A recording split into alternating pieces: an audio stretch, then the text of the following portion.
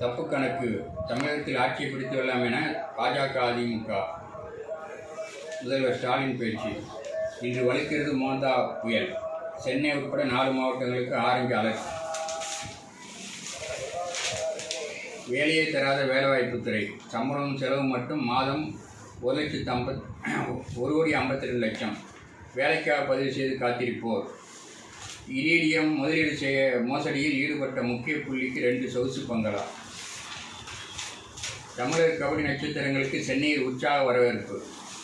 அரசியலமைப்பின் பாதுகாவலனாக சென்னை உயர்நீதிமன்றம் திகழ்கிறது. சுப்ரீம் கோர்ட் நீதிபதி சூரியகாந்த் பேச்சு.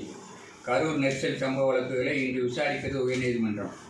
மூணாறு அருகே மண் சரிவில் ஒருவர் பலி. இடம்பெயர்ந்ததால் 22 குடும்பங்கள் தப்பின.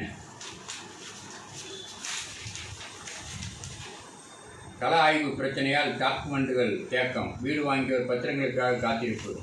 காரணமின்றி கிடப்பில் போட்டால் நடவடிக்கை.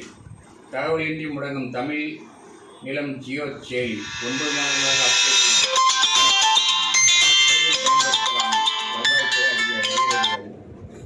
67 இடங்களில் நெல் சேமிப்பு கிடங்குகள். கட்டுமான பணி நடப்பதாக அரசு தகவல். கோர்ட்டில் வழக்கு இருந்தாலும் தகவல் தர அதிகாரிக்கு தடையில்லை. மாநில ஆணையம் உத்தரவு. வெற்றி விளம்பரத்தில் காலம் கழிக்கும் முதல்வர். நெல்லுக்கான ஆதார விலை மத்திய அரசே அதிகமாக தருது. அன்புமணி பேச்சு. மாட்டுக்கார வேளாக மாறிய அண்ணாமலை. இயற்கை விவசாயத்தில் இளைஞர்கள் வெற்றி பெற அறிவுரை. மதுரையில் அமைச்சருக்கு எதிராக திமுகவினர் கடும் கொந்தளிப்பு. மனைவிக்கு பதவியா? கொடநாடு வழக்கு. ஸ்டாலினுக்கு தினகரன் கேள்வி. தமிழை அளித்தது தான் திராவிட மாடலின் சிறப்பு. பூத் கமிட்டியினருக்கு பாராட்டு. கேசவ விநாயகம்.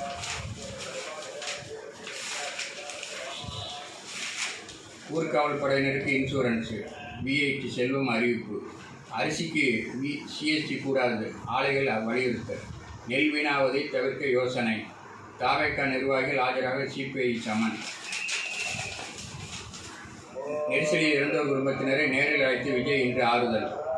முழுநேர சினிமா விமர்சகராகிவிட்டார் முதல்வர் குறித்து பழனிசாமி கவலை.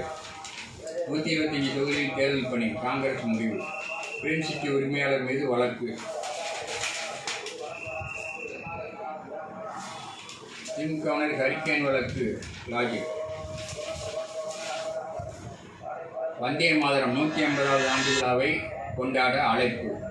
மறக்க முடியாத நிகழ்வாக மாற்ற பிரதமர் வேண்டுகோள். தமிழகத்தின் ஃபில்டர் காப்பியா பேஸ் ரொம்ப நல்லா இருக்கு. பிரதமர் மோடி. 5 ஆண்டுக்கு பின் சீனாவுக்கு விமான சேவை.